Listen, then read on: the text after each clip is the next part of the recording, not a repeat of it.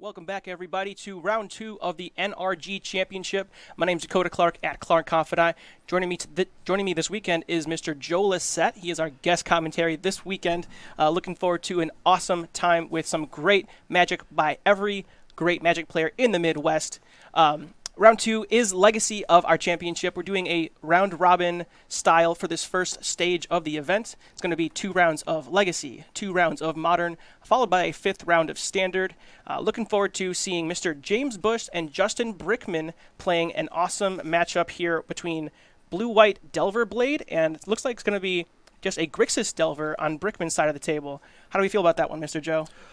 I feel like it's probably going to be okay for James Bush playing the Blue-White Stoneforge deck. There's some fear when you're playing against Grixis that you're just going to face an army of Kolaghan's commands. Right. And your equipment are going to be useless. But with Brickman playing Delvers of his own and a more aggressive set of cards, that you're not going to face a high number of Kolaghan's commands. And that's going to be a relief once it gets started. He's not going to know that at the beginning. So I think that the James Bush is going to be okay. Both of these players won round 1, and that's obviously nice to get off to a good start. Having played an event like this, it's definitely like you're nervous more so than you realize you're going to be. Sure. Even for a normal event, because you're not used to playing in pods, you're not used to the structure. Right, changing formats, kind of in like the new mindset every round. Yeah. One question I had is: are we adding Delver to these Blade decks just as a concession to combo, or is that really just because the card is good? I think it's just a whole different approach. Okay. For the Grixis side, because the Grixis control deck with him to Turok and counters is generally going to have a decent chance, maybe not great, but decent game against combo anyway. We're definitely going to be much faster here, and we're not playing him to Turoks. We're playing single mana discard spells. We have a mix of Thoughtseize and Cabal Therapy, so we're definitely faster out of the gates all across the board. And then, and we have more counters than Grixis control. You get to play things like Days, absolutely. Right, exactly. So, no, I don't think we're necessarily making the change because of combo, but we are going to be helped out there. Awesome. Well, you heard the man, legacy expert himself, Joe Lissette. We're going to head down to the match and give them that green light. Without further ado, welcome to round 2 of the NRG Championship. So the players are good to go, and Brickman leading off with Thoughtseize, which is just great for him. I mean, he gets to find out, he knows in general what James Bush is playing, but he doesn't know any specifics this early in the event, and this will fill in some detail and give him a good idea on how he wants to build over the next few turns. Brickman here on the play has a Thoughtseize, by the way, and I believe Bush has mulligan down to 6. Looks that way. Yeah, I mean he's got 6 cards there, so yes, you're right about that. Is it both to 6, I believe? You see a hand of True Name Nemesis, Swords of Plowshares, I believe a Ponder? That is a Ponder, yep, yeah. Ponder, Force Will, Wasteland, and a basic island. Depending on Brickman's hand, I think any card could go here, really. Yeah, I expect to see I would lean towards taking the Ponder, probably. James is short. He doesn't have white mana at the moment. Of course. Yeah, being on the play, Brickman's going to try to essentially stifle James's development here, and if he has a turn 2 threat, it could definitely pay off. But James Bush finds a Tundra right off the top. We'll use that Wasteland on the Underground Sea, and Brickman is back on the front foot. I like that play a lot. That's something that's not maybe your first instinct if you're new to playing the deck, but with no play of his own, I think that's just fine. Especially if Brickman has a Wasteland of his side, then right. James is basically setting himself up to really his True Name's never coming down, and this way at least he slows Brickman down also, and we're on even footing. Absolutely. Brickman with the follow-up Underground Sea. He will cast a main deck Cabal Therapy, kind of alluding to James Bush that he's playing Young Pyromancer in his deck. That's true, and this is rough for James. Brickman only has 3 discard spells, and he leads off with 2 of them, which is I mean, it really messes up James' start, but also it's super nice for Brickman because you don't want to be drawing your discard spells on turn 8 when you'd rather be drawing counters, and he's just getting it out of the way now. Absolutely. James is going to play that Tundra for turn, so he has access to his Swords of Plowshares, pass it back to Brickman, who's going to start his turn off with a Brainstorm. palm a few cards here, put a couple back.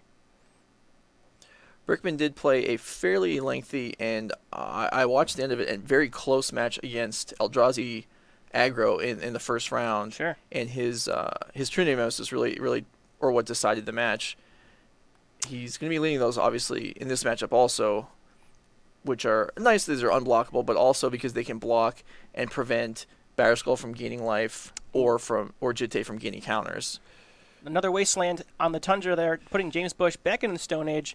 Justin Brickman making the choice to play Grixis Delver when the major Underground Sea deck in the format is going to be the control deck without the Delvers. Brickman's playing a bunch of threats, bunch of Wastelands, and it's paying off for him right here. Yeah, and he actually, even on Wednesday, the players' deck lists were due on Wednesday night at midnight, and Wednesday evening, Brickman was still leaning towards playing Grixis Control with a lot of Trinity Nemesis, and then he obviously decided to keep the Trinity Nemesis and switch the rest of the deck, the pacing of the deck. Right. So instead of the Trinity being kind of his smaller threat, now it's the bigger size threat, and he has Delvers and Pyromancers to go with it. Right up until the 11th hour, he was actually asking me, like, is 4 True Name too many? And I said, well, are you playing Pyromancer? Are you, do you have this? Do you have that? And I think he ended up on, let me confirm, 3 True Names, but card's definitely a powerhouse in the correct matchups. Mm-hmm. So the Delver bites into the swords, which Brickman knew about. So if he was trying to load up a Pyromancer for the future, well, we're not there yet, I guess. We're still trying to put together the follow-up threat, which isn't going to come down this turn. Yeah, Brickman now the one who is behind, per se, on lands, though. A little cantrip action here will probably let him stabilize that one. And both players were on 6, which would explain why we're seeing a slight, I wouldn't say a slow start, but they've mixed it up with Wastelands, which is... Yeah, a lot of exchange of resources. Brickman's hand ought to be better, though, just because he's the one that's been playing cantrips. Absolutely. James Bush with 2 basics in play, essentially Wasteland proof. He gets to crack that Flooded Strand whenever he needs to. Yeah, with the Brainstorm in hand now, Bush is actually looking pretty strong for the next turn, whatever he ends up with. Oh, we see a spicy one-of out of Brickman's deck list. That is a main deck Bitter Blossom, the tribal fairy rogue enchantment who's going to begin to start pumping out 1/1 flyers every single turn if it'll stick. Yeah, I don't consider that to be deadly against the blue-white Delver deck as it would be against, say, the Grixis Control deck, but it's also it's unpleasant. Sure. But at least he has his own Trinity Nemesis and an equipment to try and to fight through the tokens and put some damage through. Absolutely. We see James Bush here going to brainstorm in response to the Bitter Blossom, hopefully trying to find his own one-of in a Spell Snare, perhaps. It's also possible, depending on how he brainstorms, he might just not care about this Bitter Blossom. We see him find a Stoneforge Mystic, to say the least, off of that brainstorm. Yeah, he is digging to quite a few counters for that, because his own copies of Daze, his Singleton Spell Snare, Spell Pierce. I don't think we're going to want to force this necessarily, but there we go. We do see it. He does go for it. So that would lead me to believe then that he didn't find a threat, because if he had one, he might be willing to let that Bitter Blossom just stick in play and eat down Brickman's life total. It's going to be cracking this fetch land to clear that brainstorm. Put himself up to 2 blue sources and a white source. James Bush taking down the Madison CT, meeting Mr. Sam Black in the finals. That was a modern event where we had a very diverse top 8. James Bush playing Jeskai Control, and congrats to him. He didn't. I don't think he had any more top 8s on this series for the rest of the year, but Justin Brickman, he had a very dramatic year on the series, coming in 2nd place in the points race to not make MVP to Matthew Hoey. But he's here today. Yeah, I spoke to Brickman a couple months ago at an event that we were both at, and at that point he was the point leader, and he was excited when the MVP benefit was announced, of being able to make it change on the pods after they were drawn, and then Matt Hoey won the last 2 CTs of the year to not only pass Brickman but also put together a sizable lead, or a sizable gap. Yeah, hitting the finals in our Milwaukee Legacy CT, qualifying the runner-up Scott Mayer for this event. That was up in Milwaukee for Legacy, and then his team taking it down to actually qualify Andrew Tendrum and Joe Bernal for this event.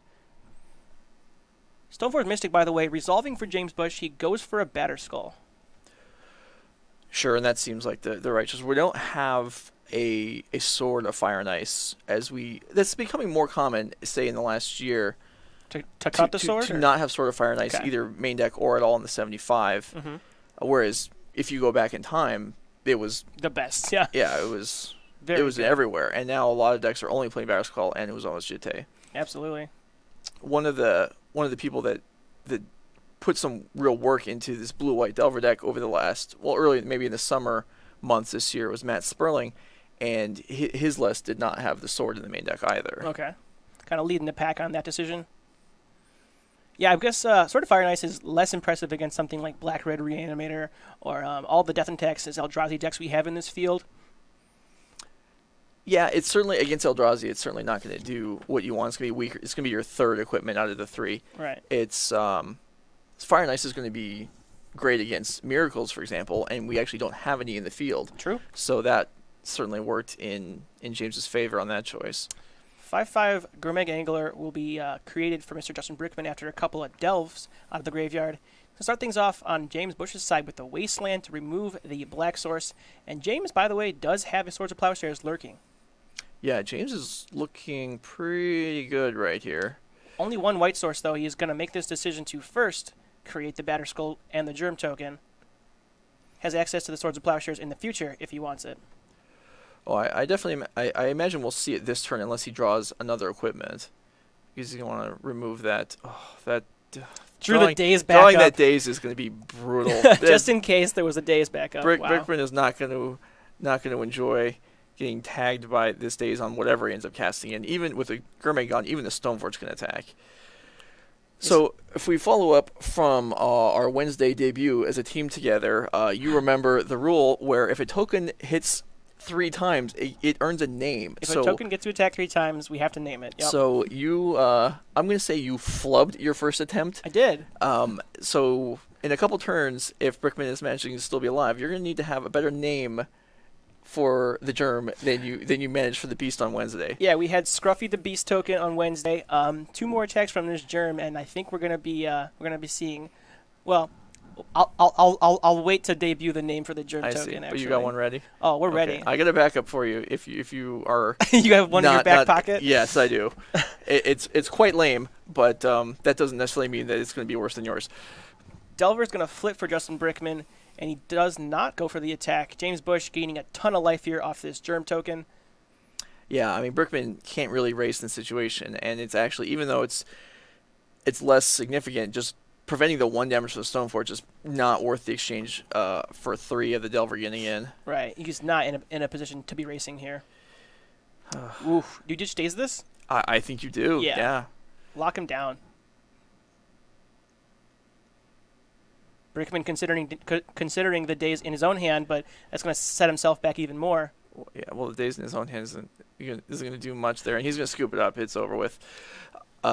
James takes on the first game where he got off to a little bit of a rough start getting Thoughtseize and Therapy, but I really liked his decision to Wasteland Brickman instead of trying to develop his own mana, and when Brickman got stuck on land, then James was able to pull ahead with the Stoneforge. Absolutely.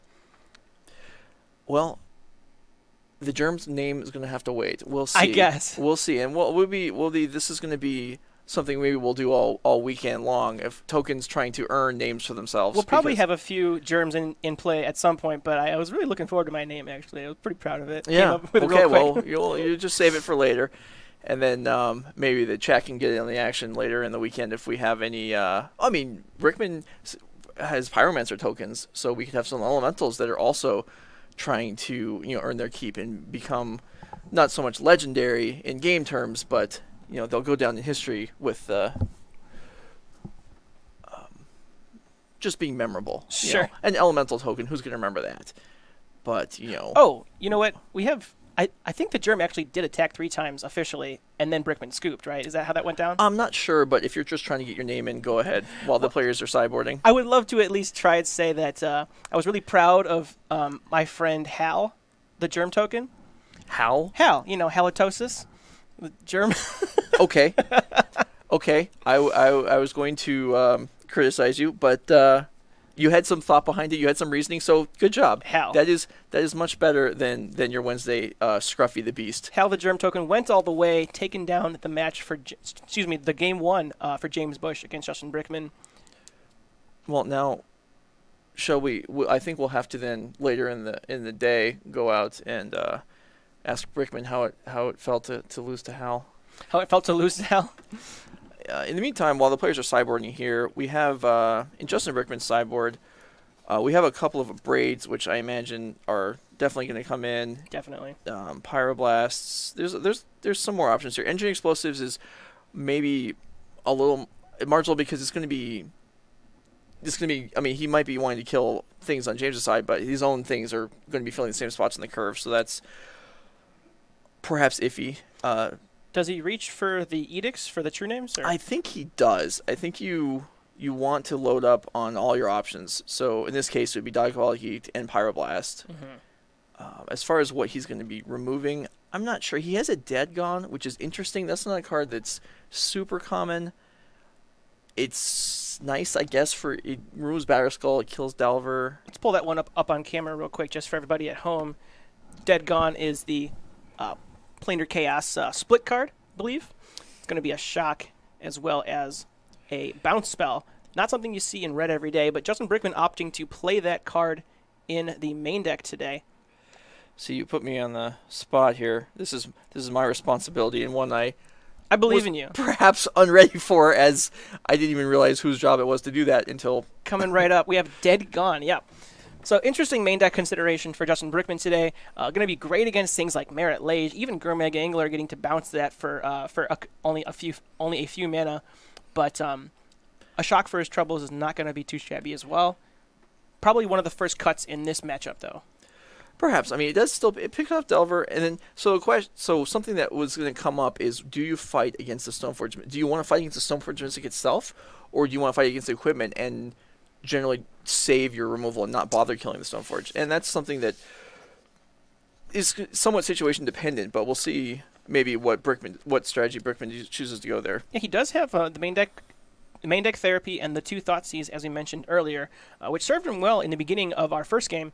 But yeah, it's interesting, as you're saying, do you want to try and counter the Stoneforge Mystic or just snipe away the equipment with a discard spell? We'll have to see what his main approach to that is.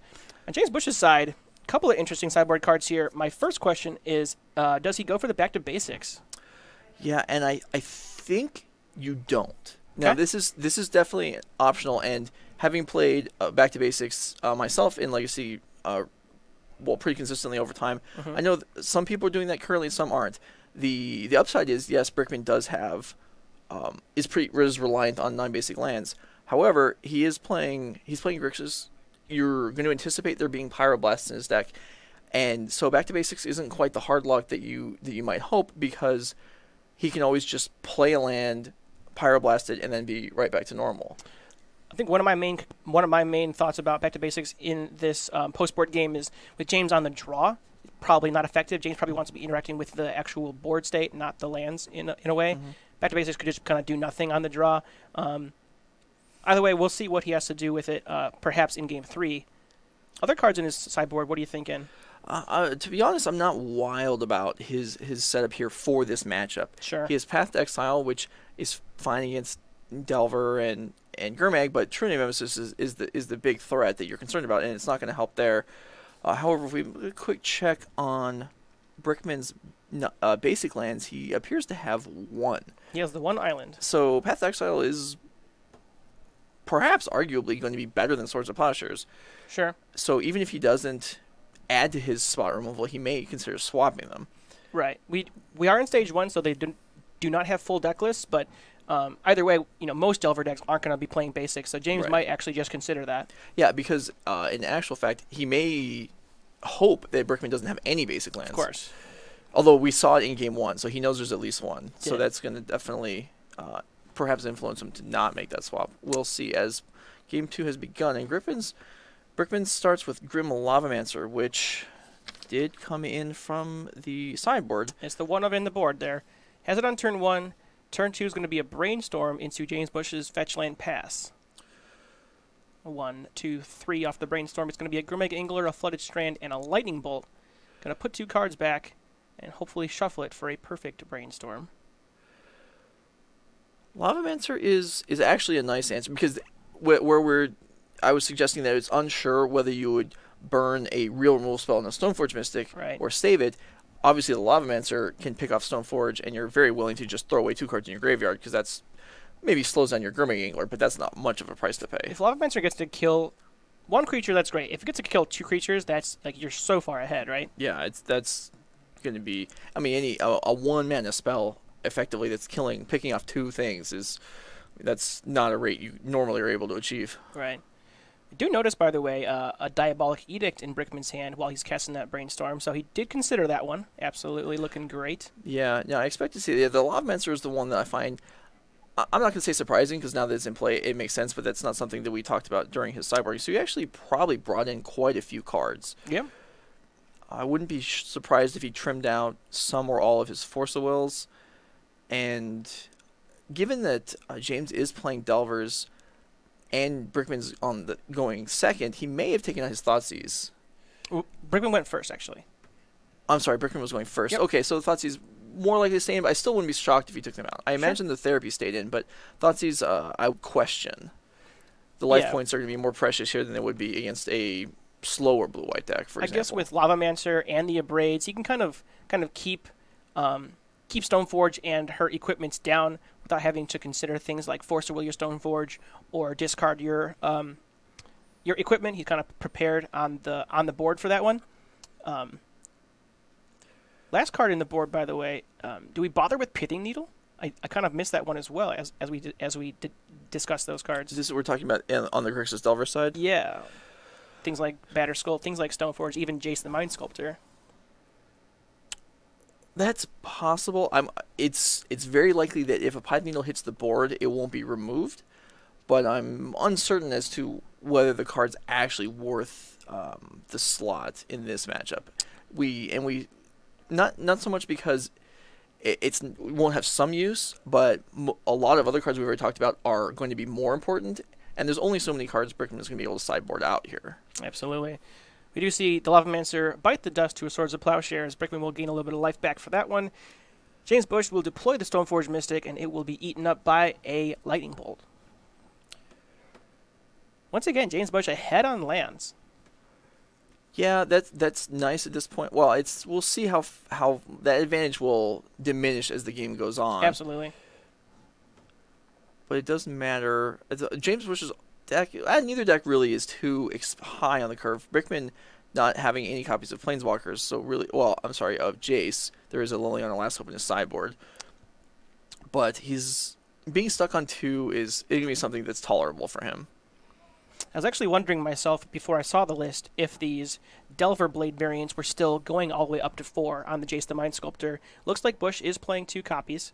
But a Spell Pierce is a card in Brickman's sideboard that, he's probably more aware of this than I, whether or not the blue-white Delver decks are playing the Jace the Mind Sculptor, but if I knew they weren't, maybe that's a card that I would be considering to cut in Spell Pierce. Yeah, all we're really hitting, aside from potential Jace, is we're hoping that James is casting cantrips low on mana, or that we're catching maybe hard cast equipment if Stoneforge dies, which that is something that could happen.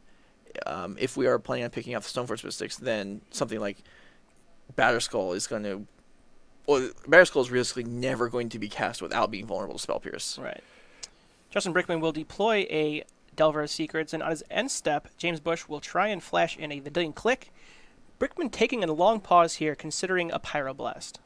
Yeah, this is something that Brickman, it wasn't necessarily telegraphed, but Brickman, with James on a 7-card hand and having nothing to do on with 3 mana, you could reasonably consider the fact that Vendilion Click is a strong possibility there. Absolutely. Brickman says, sure, that resolves. James will target himself and bottom a Batterskull. Yeah, that's I do see that James has a Jace in his hand, and I believe he was looking for his land drop for the turn with that Vendilion Click semi-cantrip, and he did not find it. If he had the 4th land already, I expect that Vendilion Click would have targeted Justin. Okay. But without that, we're forced to try and search for ourselves, and we didn't find it, but still, we're looking pretty happy on James' side with our development so far this game. Delver will not flip for Brickman, and basically not allowing him the option of trading with a click in the future turns. He'll crash in for 1, and Bush will take it. This interesting here. Bush, I would say, is somewhat incentivized to block because of the Jace in his own hand. Okay. Because at least for myself, if I have the Planeswalker, I want to trade creatures so that then when the Planeswalker comes down, mine is not vulnerable to a removal spell picking off the blocker.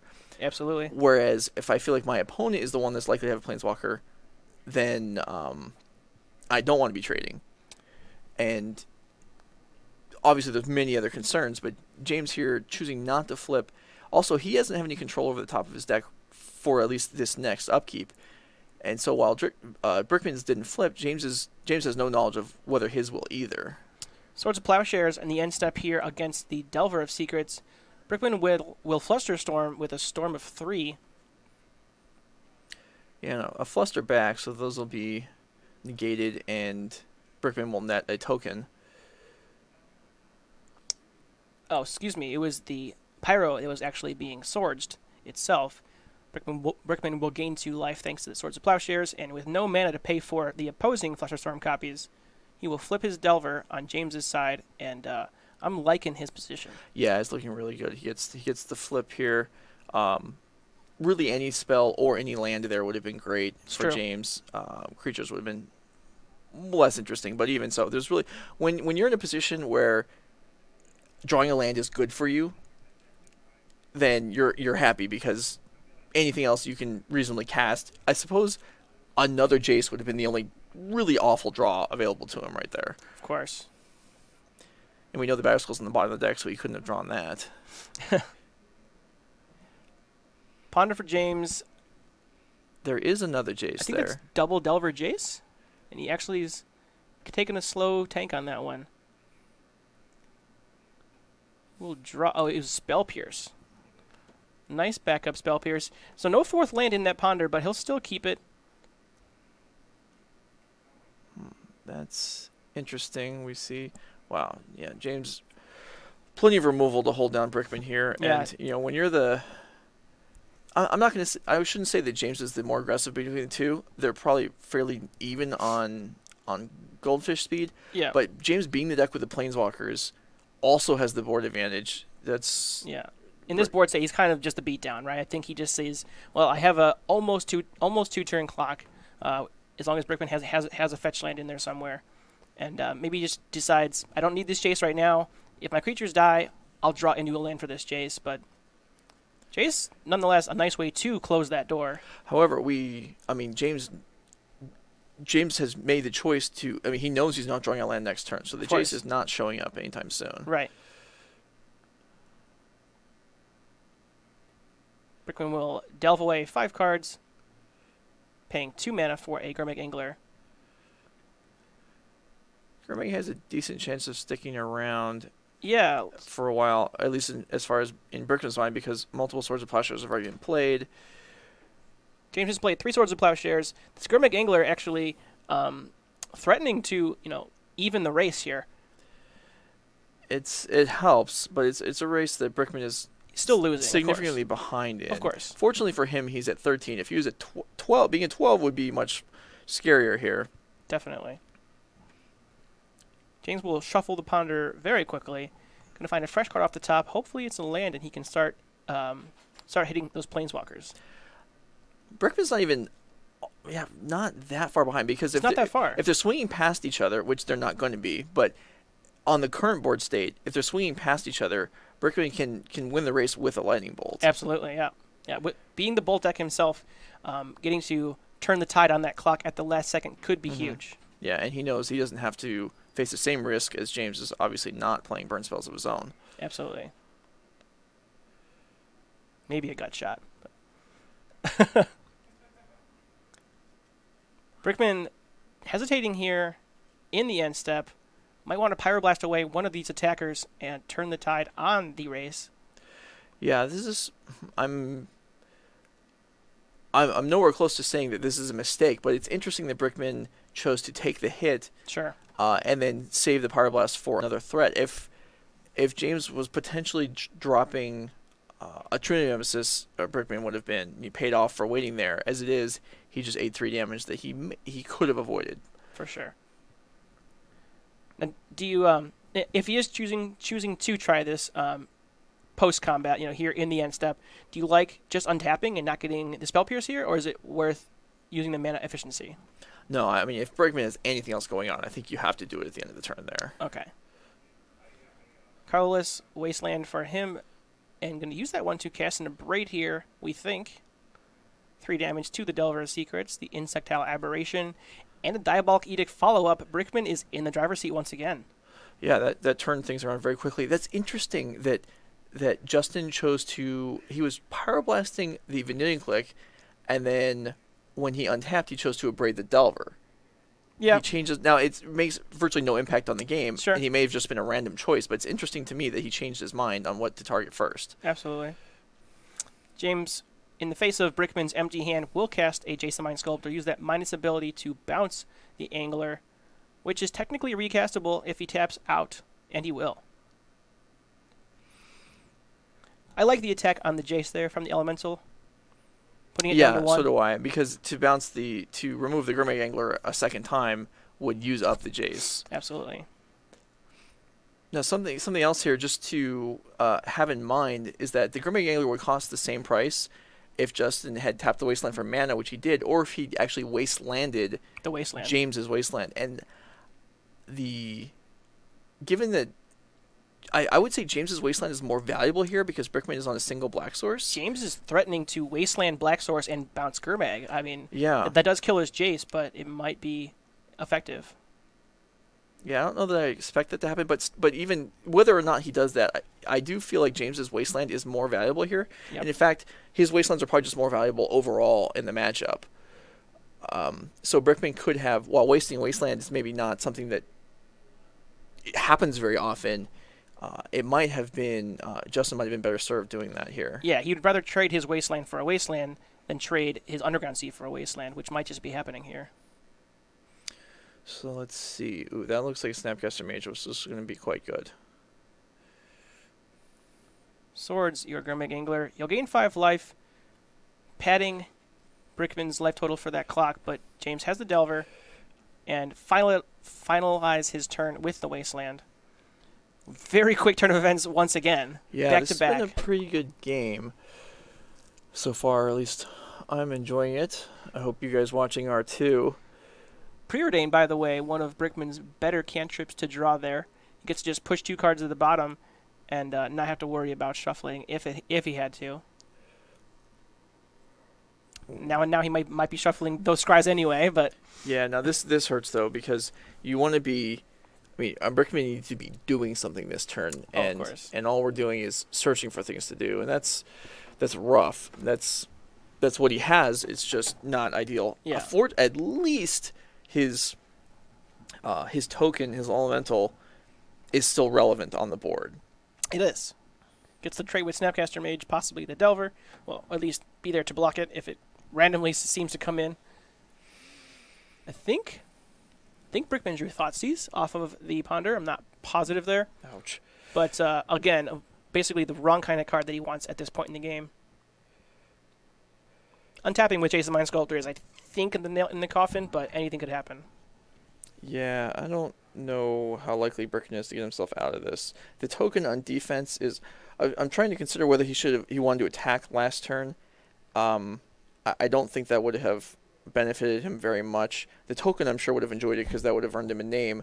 But as far as the game state is concerned, sending at the Jace, it was probably going to get through, and then Brickman would eat damage. But this is just... Nothing looks good here. Paying 4 life for a Dismember there. Take care of the Delver of Secrets. Still has his Elemental on defense. I think on defense. Whoa, getting frisky here. I think we have to go in. Yeah. Now that Delver's gone, I think I agree that we want to get in there. Really, what we need to draw is a Pyroblast here. I mean, with the Jace being out of bolt range, it's tough.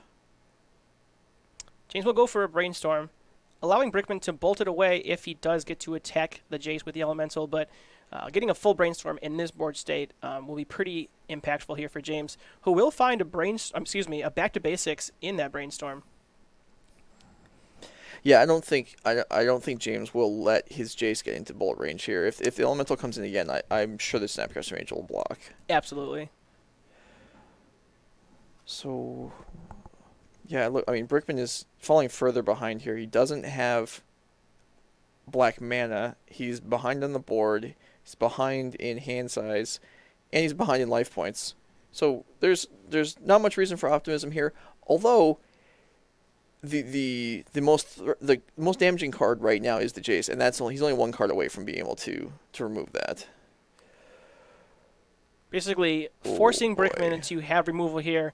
Going to connect with the Umezawa Jite, and Brickman will offer the hand, saying that's just way too much for me to get ahead of. Congrats to James Bush, taking down the match in a very short order, 2-0 against Justin Brickman.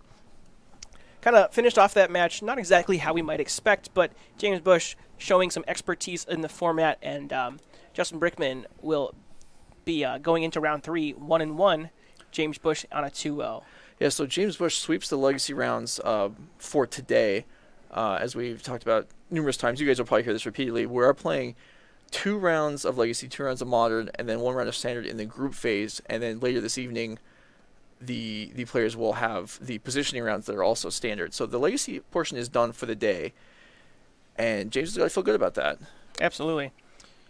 James has gotten out of legacy 2-0.